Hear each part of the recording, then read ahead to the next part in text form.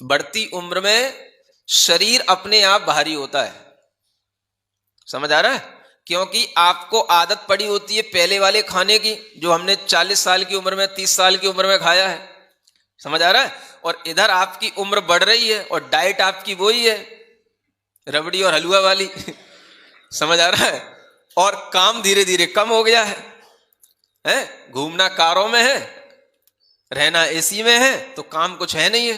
तो धीरे धीरे क्या होगा, आपका शरीर बिल्कुल धीरे धीरे सब तरीके से टाइट होता चला जाएगा, मसल्स टाइट होते चले जाएंगे, शरीर में कुछ भी तरीके के हलन चलन नहीं होने के कारण से अनेक प्रकार की शरीर में बीमारियां उत्पन्न होती चली जाती हैं और उसके कारण से मोटापा बढ़ता चला जाता है, बीमारियां बढ़ती चली जाती है। शरीर का भारीपन जहां बढ़ने लग जाए समझ लो अब बीमारियां आने वाली हैं, क्योंकि शरीर का भारीपन कौन सहन करेगा, ये तुम सोचो कभी।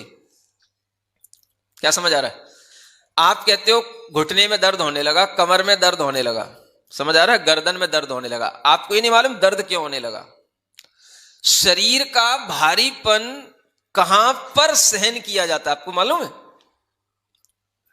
क्या समझ आ रहा है? आपके नितंबों के ऊपर, नितंबों का जॉइंट जहां रहता है जिसे आप कमर कहते हो, उसके आसपास के हिस्से पर जब शरीर का भारीपन आएगा तो उसके ऊपर प्रेशर पड़ता है। अब वो कितना सहन करेगा?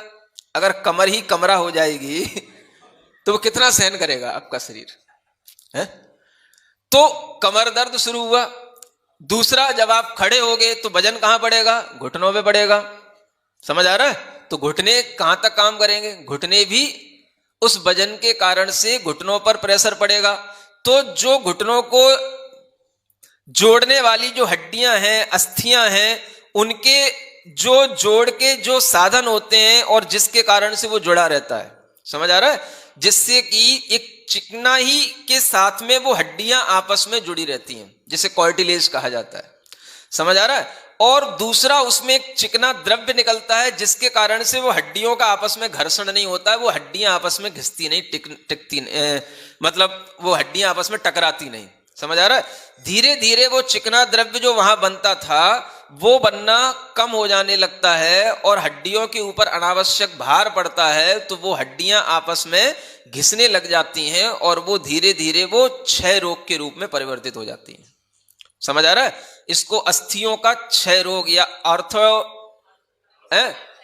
अर्थराइटिस, ये हड्डियों का अर्थराइटिस कहलाता है, समझ आया? इसको ऑस्थो अर्थराइटिस ही बोलते हैं, अस्थियों का अर्थराइटिस, अस्थि से ही ऑस्थो बना है, वो इंग्लिश का वर्ड है ऑस्थो अर्थराइटिस, समझ आ रहा है?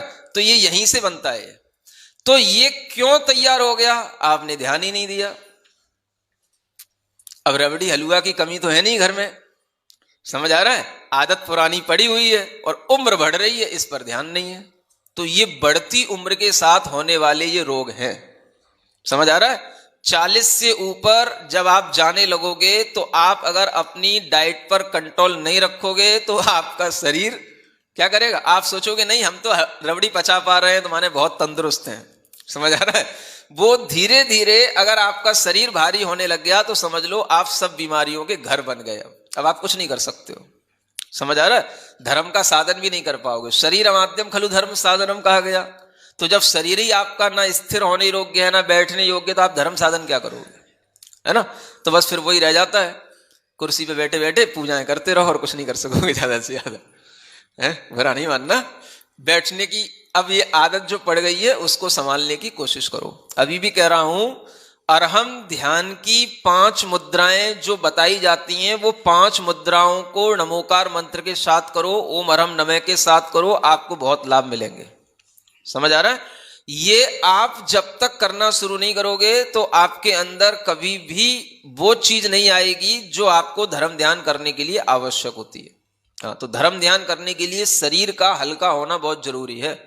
शरीर हल्का नहीं होगा, आप जैसे ही बैठोगे आंख बंद करके आपको नींद आ जाएगी, समझ आ रहा है। आपके लिए मन लगेगा ही नहीं, शरीर का भारीपन होगा, आपकी स्थिरता बनेगी ही नहीं, आपको पता ही नहीं हमारा शरीर कहां कहां फैला हुआ है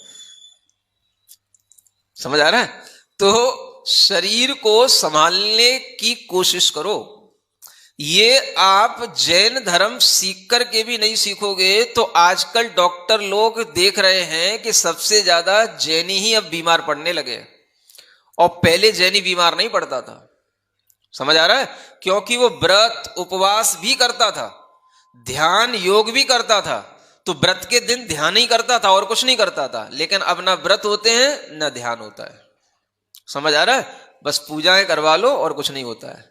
मना ही नहीं कर रहा हूं, पूजा की बुराई नहीं कर रहा हूं, लेकिन आपको यह देखना है कि इसके अलावा भी धर्म ध्यान के कुछ साधन हैं जो लंबे समय तक हमें लंबा लाभ देने वाले हैं, है ना। पूजा विधान की मनाही नहीं कर रहा हूं, वो भी अच्छी प्रक्रिया है, लेकिन उतने को ही पूर्ण समझ लेना ये भी अपना एक बहुत बड़ा, कहना चाहिए, अन्य चीज की जानकारी नहीं रखना ये भी एक अज्ञान ही हो जाता है ना। तो इस चीज की जानकारी बना करके रखो। अगर ये सावधानी नहीं होगी तो आप ना तो अपना शरीर धर्म ध्यान के लायक बना पाओगे, ना बच्चों का शरीर